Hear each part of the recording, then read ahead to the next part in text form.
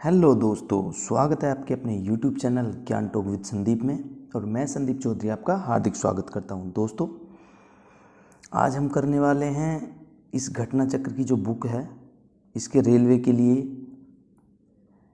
NTPC के लिए question जो हाल ही की परीक्षाओं में आए हुए हैं। दोस्तों, हल प्रश्न पत्र हैं ये, और आज हम ये 20 क्वेश्चन करेंगे। और इस 20 क्वेश्चन का ये पार्ट नंबर 1 है GS के। ठीक है, ये रेलवे के लिए अति महत्वपूर्ण है। ठीक है, और ये अन्य भी परीक्षाओं जैसे RRB, NTPC, ग्रुप D, लेखपाल, UP-SSC और UPSI के लिए महत्वपूर्ण है। तो बने रहिए मेरे साथ दोस्तों। और आज हम इस सीरीज का क्वेश्चन नंबर ये पार्ट नंबर 1 करते हैं। तो चलिए दोस्तों शुरू करते हैं। क्वेश्चन नंबर 1, मोनेरा समूह से संबंधित नहीं है। तो इसका जो सही जवाब है वो है दोस्तों D, डायटम। डायटम मोनेरा समूह से संबंधित नहीं है। देखिए दोस्तों, व्हीटर एक वैज्ञानिक हुए हैं, व्हीटर।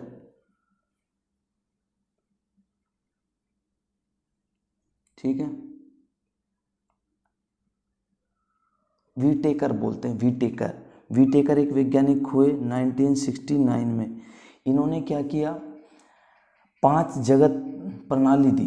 ठीक है, 5 जगत प्रणाली, उसमें नंबर 1 पर दिया इन्होंने मोनेरा ग्रुप।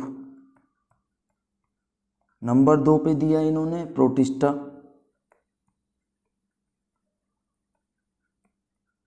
और नंबर 3 पे दिया इन्होंने कवक। नंबर 4 पे दिया पादप।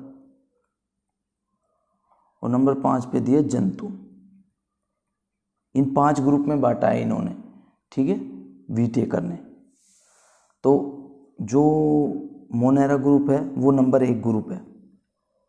ठीक है दोस्तों, और ये क्या होता है, इसमें क्या होता है हमारा मेनली, इसमें हमारे एक कोशिकीय जीव होते हैं, एक कोशिकीय प्रोकैरियोटिक जीव शामिल किए जाते हैं, जिसमें कि माइकोप्लाज्मा, साइनोबैक्टीरिया, बैक्टीरिया आदि शामिल होते हैं। साइनोबैक्टीरिया को दोस्तों कहते हैं नील हरित शैवाल।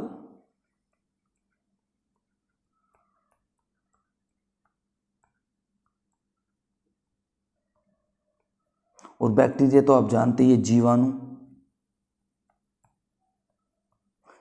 बैक्टीरिया की खोज किसने की थी? बैक्टीरिया की खोज की थी 1683 में ल्यूवेनहोक ने। एंटोनी वोन।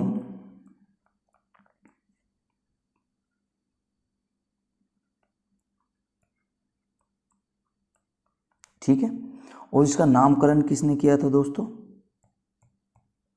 इसका नामकरण किया था एहनबर्ग ने।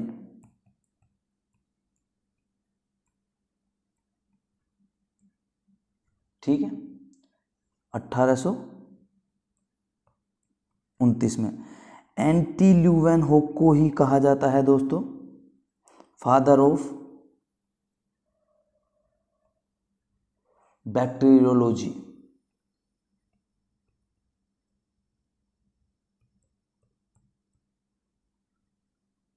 ठीक है, फादर ऑफ बैक्टीरियोलॉजी। ठीक है दोस्तों, तो हमारा जो ये डायटम है, डायटम क्या है दोस्तों? ये है यूकैरियोटिक।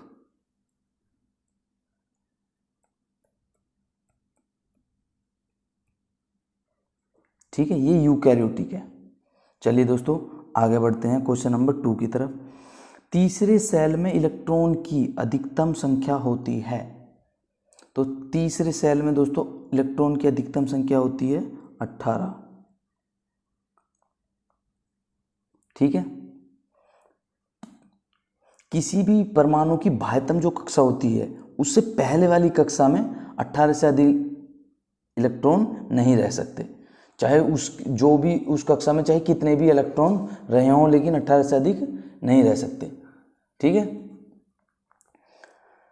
तो किसी भी जो परमाणु के विभिन्न कक्षाओं में जो चक्कर लगाने वाले इलेक्ट्रॉन होते हैं उनकी अधिकतम संख्या को हम एक सूत्र से निकालते हैं जो होता है 2n²।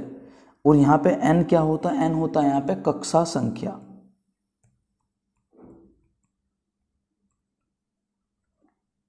ठीक है, तो चलिए दोस्तों आगे बढ़ते हैं क्वेश्चन नंबर 3 की तरफ। में एक प्रमुख कायापलट हुई जिसने ब्रिटिश शासन की नींव को हिलाकर रख दिया और अक्सर इसे स्वतंत्रता का प्रथम युद्ध कहते हैं। तो ये हुआ था दोस्तों 1857 का संग्राम या 1857 की क्रांति। ठीक है, और ये कब स्टार्ट हुआ था? 10 मई 1857 को मेरठ से, मेरठ उत्तर प्रदेश से स्टार्ट हुआ ये। ठीक है, कारण क्या था? ये सैनिक विद्रोह था, एक सैनिकों ने विद्रोह कर दिया। किस लिए विद्रोह कर दिया? जो उस समय एनफील्ड राइफल थी,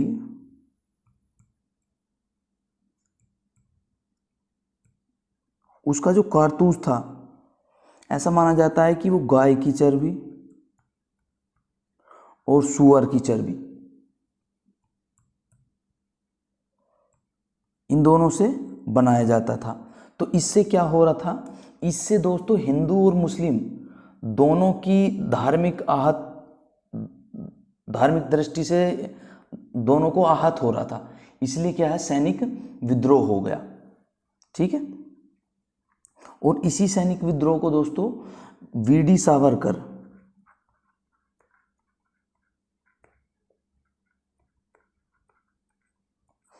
ने क्या कहा है? भारत का प्रथम स्वतंत्रता संग्राम कहा है। लेकिन इस स्वतंत्रता संग्राम में भारत सफल नहीं हो सका। क्यों?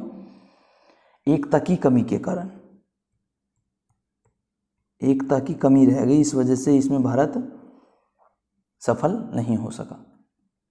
चलिए दोस्तों आगे बढ़ते हैं। प्रसव पीड़ा की दीवारों में संकुचन, संकुचन होता है सिमटना के कारण होता है। तो ये कहाँ पर? प्रसव पीड़ा किसकी दीवारों पर? उदर का निचला भाग, गर्भाशय, अंडाशय, जीन का मुक्त होना। तो ये होता है दोस्तों गर्भाशय। गर्भाशय की दीवारों में संकुचन के कारण प्रसव पीड़ा होती है। देखिए रिलैक्सिन,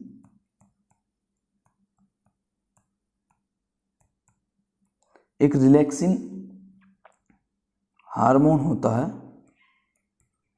जो कि स्त्रावित होता है कॉर्पस लुटियम द्वारा।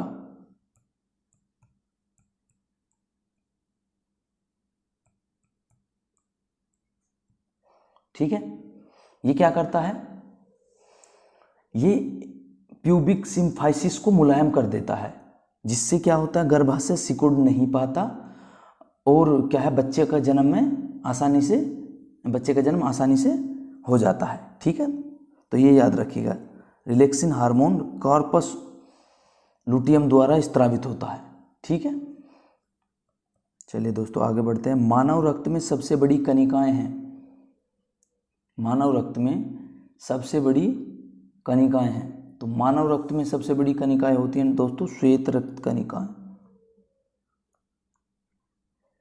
ठीक, अब आप पहले मानव रक्त के बारे में समझ लीजिए।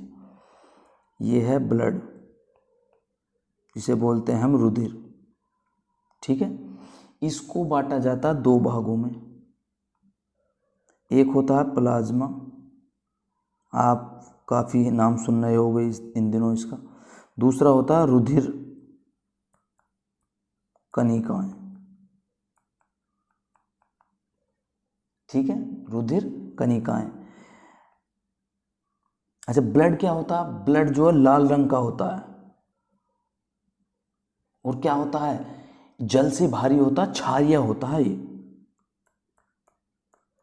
बेस जिसे बोलते हैं। ठीक है, क्षारीय होता है। प्लाज्मा होता है 55% भाग और ये होता है 45% भाग। ठीक है, ठीक। अब इस रुधिर कणिकाओं को 3 भागों में बांटा जाता है। आगे बनाते हैं हम, क्या क्या होते हैं, किस किस में बांटते हैं। नंबर 1 होता है आरबीसी, रेड ब्लड कॉर्पसल्स, लाल रुधिर कणिकाएं, या इसको बोलते हैं एरिथ्रोसाइट्स, ये नाम याद रखिएगा, एरिथ्रोसाइट्स। ठीक है। आरबीसी का जीवन काल होता है 120 दिन और इसका जो साइज होता है 7 से 8 माइक्रोमीटर होता है। ठीक। नंबर 2 पे आ जाइए आप। नंबर 2 होता है श्वेत रुधिर कणिकाएं, WBC, व्हाइट ब्लड कॉर्पसल्स, या इनको बोलते हैं ल्यूकोसाइट्स। जीवन काल होता है 1 से 2 दिन और साइज जो होता है वो होता है 12 से 20। ठीक है, ल्यूकोसाइट्स। नंबर 3 पे आ जाइए दोस्तों। नंबर 3 पे होता है रुधिर प्लेटलेट्स।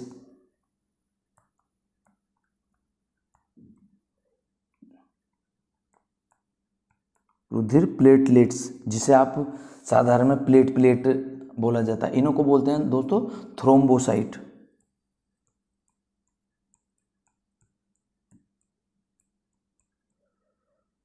थ्रोम्बोसाइट बोला जाता है और इनका जो जीवन काल होता है वो 8 से 10 दिन होता है। ठीक है दोस्तों। तो मानव शरीर में सबसे बड़ी कणिकाएं कौन सी होती हैं? श्वेत रक्त कणिकाएं। चलिए आगे बढ़ते हैं क्वेश्चन नंबर 6 पे। यदि तापमान बढ़ता है तो ध्वनि की गति, तो यदि तापमान बढ़ता है तो ध्वनि की गति भी क्या हो जाता है? बढ़ जाती है। ठीक है दोस्तों, ध्वनि की गति भी बढ़ जाती है। वायु में जब 1 डिग्री तापमान बढ़ता है, 1 डिग्री सेल्सियस बढ़ता है, तो जो ध्वनि की जो चाल है वो 0.61 मीटर प्रति सेकंड बढ़ जाती है, ये याद रखिएगा। ठीक। अच्छा, नमी युक्त वायु का जो घनत्व होता है वो क्या होता है? शुष्क वायु के घनत्व से कम होता है। अतः जो आर्द्र वायु में जो ध्वनि की चाल क्या हो जाती है? बढ़ जाती है। आर्द्र वायु में ध्वनि की चाल बढ़ जाती है। ठीक है, यही कारण होता है कि बरसात के मौसम में जब सीटी की आवाज़, जब सीटी बजाई जाती है तो वो क्या दूर तक जाती है। क्यों? क्योंकि बरसात के दिनों में वायु में क्या हो जाता है? नमी हो जाती है, आर्द्र हो जाती है वायु। ठीक है, चलिए दोस्तों आगे बढ़ते हैं क्वेश्चन नंबर 7 की तरफ। का पीएच कागज के प्रत्यक्ष प्रयोग से पता नहीं लगाया जा सकता। ठीक है, तो सोडियम बाइकार्बोनेट, ठोस सोडियम बाइकार्बोनेट का जो पीएच है वो हम किससे पता नहीं लगा सकते? प्रत्यक्ष प्रयोग से हम इसका पता नहीं लगा सकते। देख, किसी भी विलयन की अम्लीयता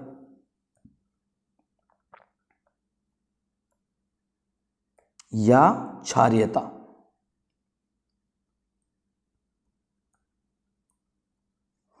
इसको बोलते हैं एसिड, इसको बोलते हैं बेस, क्षार को। इसका पता लगाने के लिए पीएच मापदंड का प्रयोग करते हैं हम।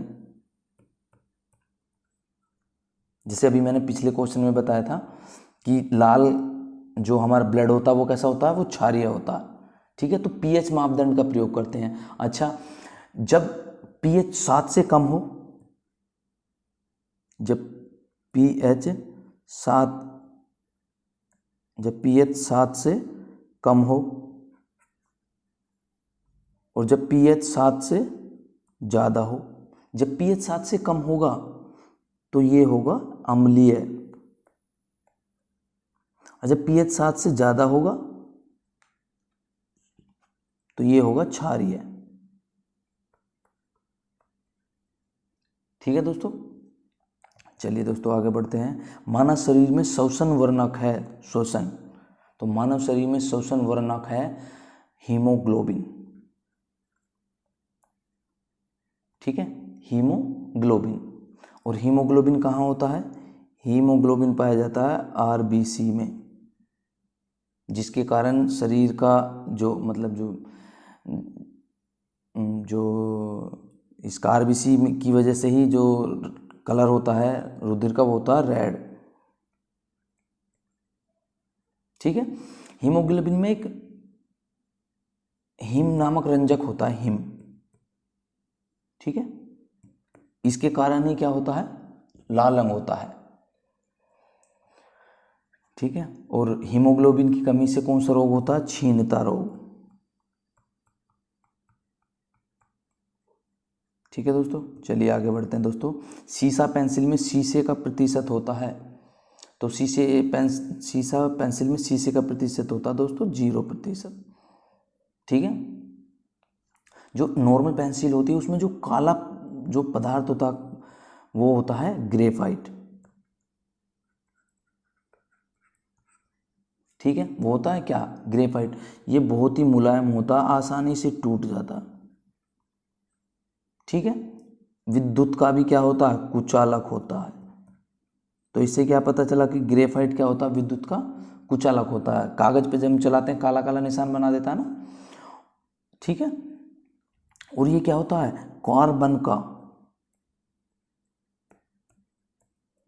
कार्बन का क्रिस्टलीय अप्रूप होता है, कार्बन का क्रिस्टलीय अप्रूप होता है ग्रेफाइट।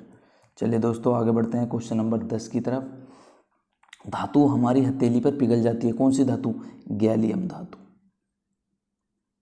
गैलियम धातु हम जो है हमारी हथेली पर अगर रखते हैं तो वो पिघल जाती है। ये क्या है, जो साधारण कमरे का ताप होता उस पर भी क्या होती है, द्रव अवस्था में पाई जाती है।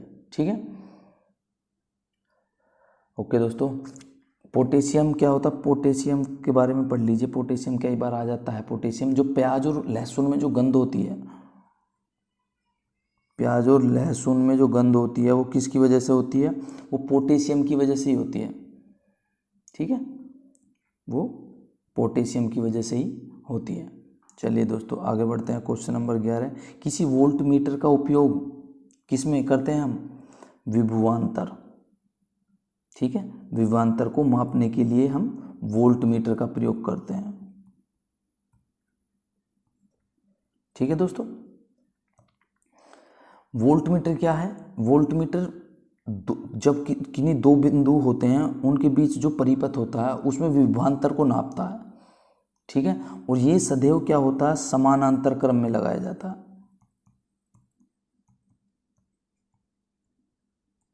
किसमें, समानांतर क्रम में लगाया जाता है। एक आदर्श वोल्ट मीटर का जो विभवांतर होता है एक आदर्श वोल्ट मीटर का जो प्रतिरोध होता है वो होता है अनंत। ठीक है दोस्तों, और विभवांतर का ऐसा ही मात्रक क्या होता है, वोल्ट। तभी तो वोल्ट मीटर बना है इसका यंत्र। ठीक है, कैसी राशि है, अदिश राशि है, ध्यान रखिएगा। ठीक है। ओके दोस्तों, चलिए आगे बढ़ते हैं क्वेश्चन नंबर 12 की तरफ। निम्नलिखित में से कौन सा प्राचीन ग्रंथ पांचवा वेद कहा जाता है। 4 वेद हैं, आप सभी जानते होंगे। ठीक है, कौन कौन से, ऋग्वेद, यजुर्वेद, सामवेद, अथर्ववेद। 5वां वेद किसे कहा जाता, तो 5वां वेद कहा जाता है दोस्तों महाभारत को। 5वां वेद कहा जाता है महाभारत। ठीक है, एक बहुत बड़ा महाकाव्य है ये। ठीक है, जो कि भूमि विवाद से जुड़ा हुआ है। ठीक है, और जो गीता है, भगवत गीता, ये क्या है, ये महाभारत का ही एक परिशिष्ट है। इस महाभारत का ही एक क्या है, एक हिस्सा है भगवत गीता, जिसमें क्या कहा है, भगवान श्री कृष्ण ने अर्जुन को उपदेश दिए हैं। ठीक है, वो उपदेश कहाँ है, वो भगवत गीता में। ठीक है। अच्छा, तिरुकुराल की रचना, तिरुकुराल क्या है, तिरुकुराल की रचना की है तिरुवल्लुवर ने।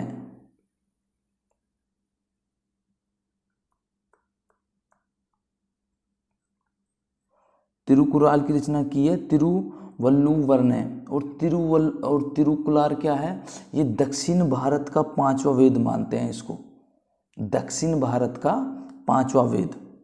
चलिए दोस्तों क्वेश्चन नंबर 13। किसी गोलीय दर्पण की परावर्तन सतह का केंद्र वह बिंदु है जिसे कहा जाता है। अब देखिए पहले गोलीय दर्पण, देखिए मैंने कहा ये है गोलीय दर्पण। ठीक है, ये गोलीय दर्पण ले लिया मैंने। कौन सा, इस तरीके का जो गोलीय दर्पण होता है इसको बोलते हैं अवतल दर्पण, और जो ऐसे होता है उसको बोलते हैं उत्तल। अब हमने ये एक अक्ष खींच दिया।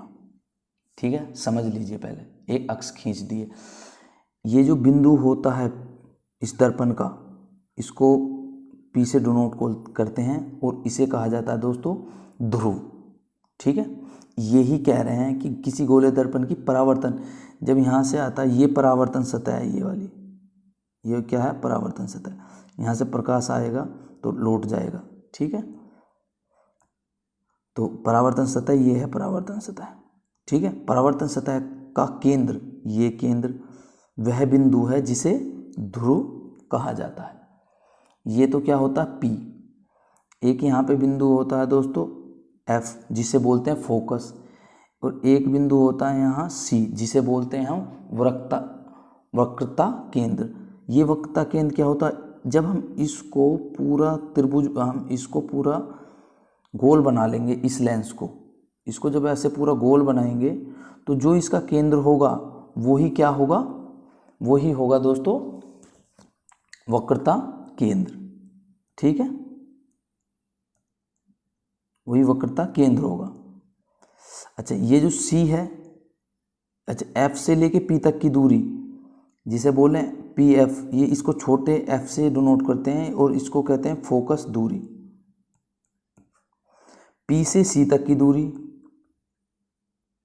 इसको हम R से डिनोट करते हैं और इसको कहते हैं वक्रता दूरी, वक्रता केंद्र दूरी। ठीक है, अच्छा R का अगर आधा कर दें तो ये F आ जाएगी। ठीक है, यानी जो F है वो CP के मध्य बिंदु पर है। ठीक है दोस्तों, CP के मध्य बिंदु पर है।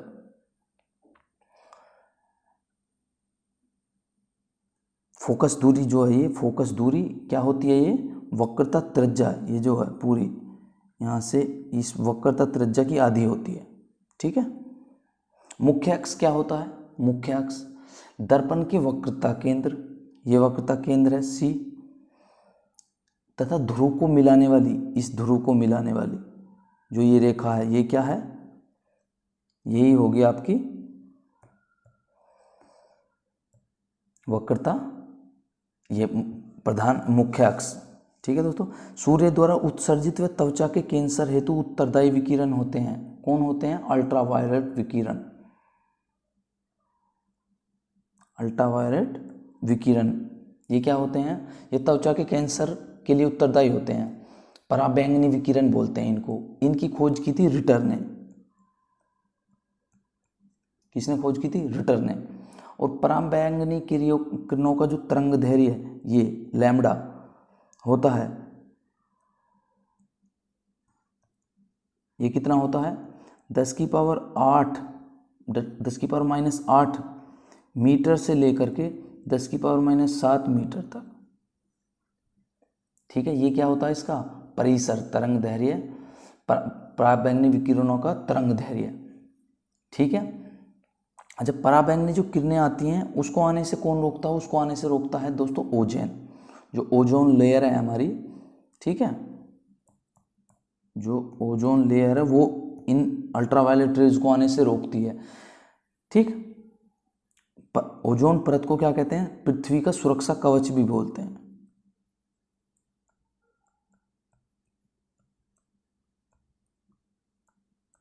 पृथ्वी का सुरक्षा कवच भी बोला जाता है। चलिए दोस्तों आगे बढ़ते हैं, क्वेश्चन नंबर 15।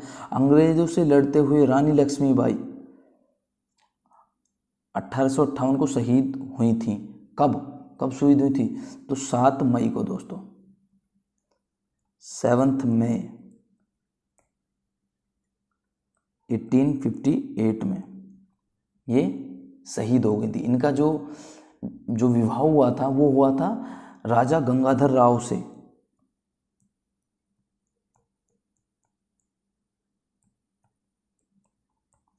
राजा गंगाधर राव से इनका विवाह हुआ था। तो जो झांसी में जो 1857 की क्रांति का जो बिगुल फूका था वो रानी लक्ष्मीबाई ने ही फूका था। ठीक है, इनके घोड़े का नाम, इनका घोड़ा बहुत ही मतलब प्रचलित है और उसका नाम जो है अलग अलग है। बादल भी बोला जाता है उसको, सारंग भी बोला जाता है, सरंग, और पवन भी बोला जाता है, पवन भी नाम है इनके घोड़े का नाम। ठीक है, अच्छा इनके समय में जो ये झांसी में जो आंदोलन हुआ था उसको किसने दबाया था, तो ब्रिटिश सेनापति था एक, ह्यू रोज। इसने इसको दमन किया था, विद्रोह का दमन किया था। झांसी को लॉर्ड डलहौजी ने, ये भी फैक्ट बहुत इंपॉर्टेंट है, लॉर्ड डलहौजी ने क्या किया था, हड़प नीति के तहत जो शिकार बना लिया था 1853 में। ठीक है, हड़प नीति के तहत इसको ब्रिटिश साम्राज्य में मिला लिया था। चलिए दोस्तों आगे बढ़ते हैं। क्वेश्चन नंबर 16, यौगिक में एक, ये वल्य नहीं है दोस्तों, ये है वल्य, कार्बन श्रृंखला संरचना होती है, किस में होती है, ये होती है दोस्तों बेंजीन में। देखिए बेंजीन का जो अणुसूत्र होता है वो होता है C6H6। इसकी जो संरचना होती है वो कैसी होती है, वो होती है ऐसी, सी, ये यहाँ पे डबल बॉन्ड है, फिर सिंगल बॉन्ड है, इसके साथ फिर डबल बॉन्ड है, यहाँ CH सिंगल बॉन्ड है, यहाँ पे डबल बॉन्ड है और ये सिंगल बॉन्ड है। ठीक है दोस्तों, इस तरीके की इसकी संरचना होती है। एरोमेटिक, ये क्या है, एरोमेटिक हाइड्रोकार्बन होता है एक।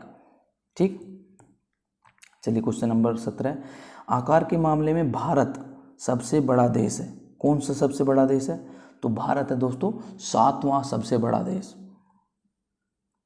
7वां सबसे बड़ा देश। कितना क्षेत्रफल है भारत का, 32,87,263 वर्ग किलोमीटर है, और ये संपूर्ण विश्व के क्षेत्रफल 2.42% है। अच्छा, इससे बड़े भी, इससे भी बड़े 6 देश होंगे, वो कौन कौन से हैं, तो वो हैं दोस्तों रूस, कनाडा,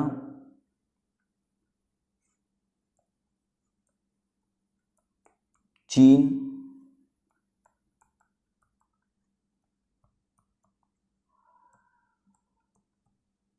ठीक है, 1 पे रूस, 2 पे कनाडा, 3 पे चीन, 4 पे अमेरिका, 5 पे ब्राज़ील, 6 पे ऑस्ट्रेलिया और इंडिया 7 पे, और 8 पे भी पूछ लिया कई बार पूछा जाता, तो ये है अर्जेंटीना। ठीक है, 8 पे। ठीक है दोस्तों, 8 पे है अर्जेंटीना। ये है भारत का मैप। ठीक है, अच्छा अगर मैं बोलूँ कि भारत के 3 बड़े राज्य कौन कौन से हैं, तो सबसे पहले आता है दोस्तों, सबसे पहले आता है राजस्थान, उसके बाद आता है आपका MP और उसके बाद आता है महाराष्ट्र। तो सबसे बड़ा जो हमारा स्टेट है वो कौन सा है यहाँ पर, तो सबसे बड़ा है आपका राजस्थान, राजस्थान से छोटा है MP, उससे छोटा है महाराष्ट्र, अगर उससे भी छोटा पूछा जाए तो वो है UP। ठीक है दोस्तों, चलिए आगे बढ़ते हैं दोस्तों। क्वेश्चन नंबर 18, यदि किसी वस्तु पर लागू एक स्थिर बल, किसी वस्तु पर लागू एक स्थिर बल, बल की दिशा में वस्तु द्वारा स्थानांतरित बल और दूरी के परिमाण के रूप में दर्शाया जाता है, तो इसे कहते हैं, तो इसे कहते हैं दोस्तों किया गया कार्य। W बराबर F into D into cos theta, ये फॉर्मूला होता है वर्क का। F होता है फोर्स, D होती है डिस्टेंस, और किस एंगल पे वो फोर्स लग रही है उसी के हिसाब से वर्क होगा।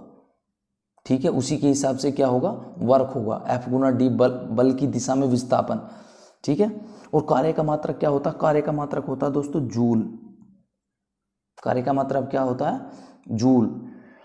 ठीक है, धनात्मक कार्य का एक उदाहरण देख लीजिए, जब घोड़ा समतल सड़क पर गाड़ी को खींचता है तो क्या होता है, यह है एक धनात्मक कार्य। ठीक है, धनात्मक कार्य होता है। जब बल और विस्थापन दोस्तों लंबवत होते हैं ना, तो क्या होता है, कोस थीटा बराबर क्या हो जाएगा 90 डिग्री, और इसका माना जाएगा 0, और तो कार्य क्या हो जाएगा, पूरा 0 हो जाएगा। चलिए क्वेश्चन नंबर 19 की तरफ बढ़ते हैं। वह गुण जो F1 पीढ़ी में प्रभाव रखता है और स्पष्ट रूप से देखा जाता है, वह क्या होता है, वह दोस्तों होता है प्रबल। ठीक है, प्रबल होता है वो। चलिए आगे बढ़ते हैं। भारत के रॉकेटमैन के रूप में किसे जाना जाता है, तो दोस्तों भारत के रॉकेटमैन के रूप में जाना जाता है डॉक्टर के सिवान को, डॉक्टर के सिवान को।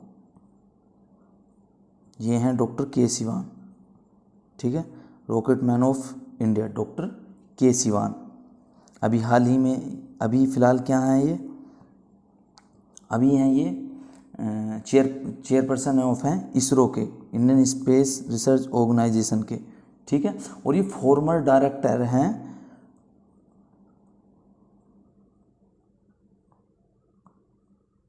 विक्रम साराभाई स्पेस सेंटर के फॉर्मर डायरेक्टर हैं। अच्छा, इन्होंने ऐसा क्या किया जो इनको भारत के रॉकेटमैन के रूप में इनको जाना जाता है? इन्होंने cryogenics engine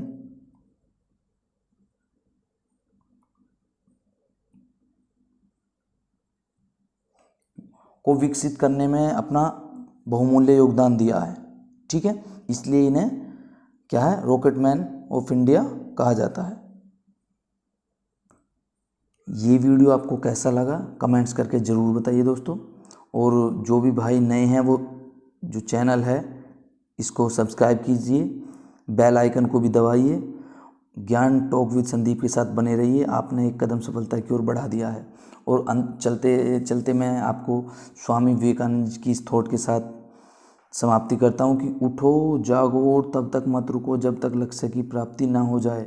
arise awake and don't stop until the goal is reach. ठीक है दोस्तों, तो प्लीज़ कमेंट्स करके ज़रूर बताइए कि ये वीडियो आपको कैसा लगा। और ज्ञान टॉक विद संदीप को सब्सक्राइब कीजिए, बेल आइकन को भी दबा दीजिए। ओके दोस्तों, जय हिंद।